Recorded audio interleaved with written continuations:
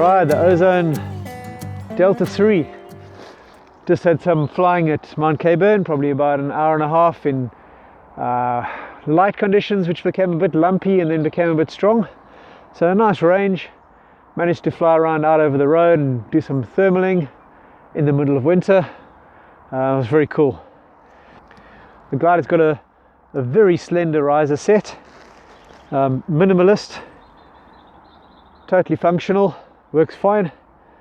And you've got split A's, B's, and the C's are separated. What this means is when you're flying accelerated on speed bar and you're using these little handles on the back, you can't pull down too much because you're going to have a step between your C's, your B's that are up, and your A's that are down with the accelerator on. The positive side of not having these connected is that on ground handling, you've got the full range of your back risers to use. And there the Delta 3 is really good. On the ground handling, if you want to pin it down in strong winds using the back risers, it's really sweet.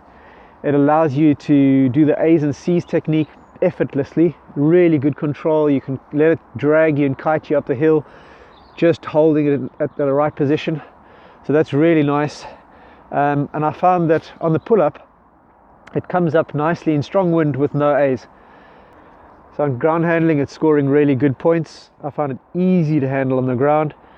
I was very impressed with the Delta 3 on the stall point, pulling it up, holding brakes and going onto deep brakes. You definitely feel a wall of pressure. It's really hard pressure at just before stall, and it didn't stall easily. I felt that I could come in with lots of brake on top landing, slow it right down, and it would still hold on. It wasn't giving me any surprises there, and you really had to muscle it through to get the stall. Top marks on that. I really like that. The brake takes after about 15 centimeters. You put in about another 10-15 centimeters and you've got a really nice responsive turn. I felt the turn was immediate, accessible, and in a very comfortable position. So for thermaling, it's lovely. Keeps a flat turn, turns fairly quickly, and if you want to, you can do some weight shift and it'll bring the wingtip down onto the horizon.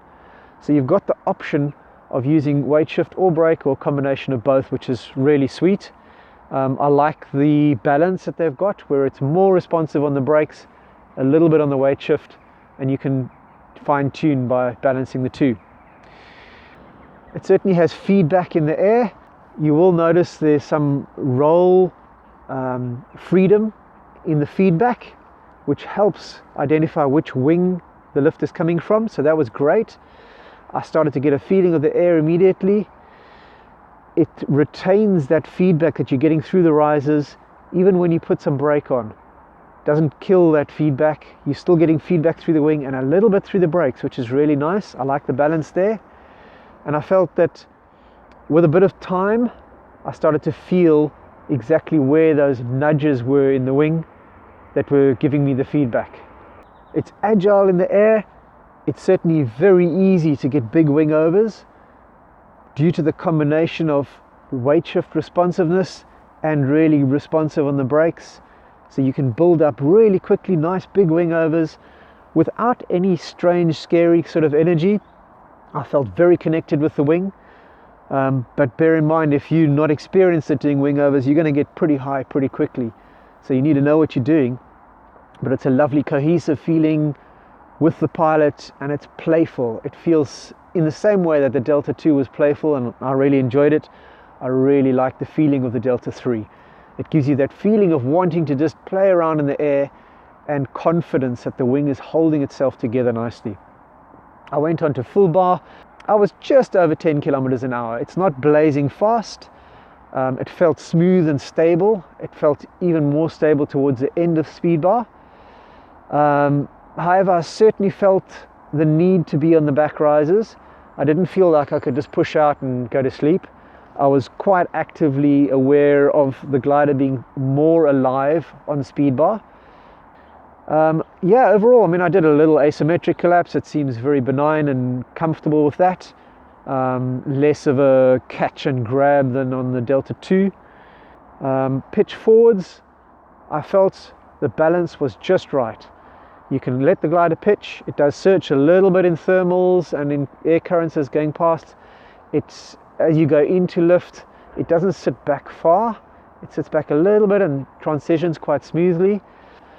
But it gives you the right sort of amount of freedom. If you leave it, it stabilizes in 2 pendulums. So it's calming the pendulum out without being overly calming. It's just got the right amount of freedom and stability in the pitch axis, in the roll axis, in the turns. Doesn't seem to yaw much at all. And I pushed the corners to go around trying to spin the glider by leaning out and putting in too much brake, and there again, really nice response. If you pushed a little bit too much, the glider started to actually accelerate slowly into a spiral turn. It didn't peel back and spin. It gave you this increasing speed which protects you. In terms of performance, I can't really say given where I've been flying. So we'll have to see how it performs relative to other gliders in the summer season. But I'm expecting that it's good. It feels very smooth and solid in the air. I'm sure Ozone have done their research in terms of performance and glide. So for cross-country pilots that are wanting to upgrade into the C class, they want a glider that's calm, that's agile, responsive, and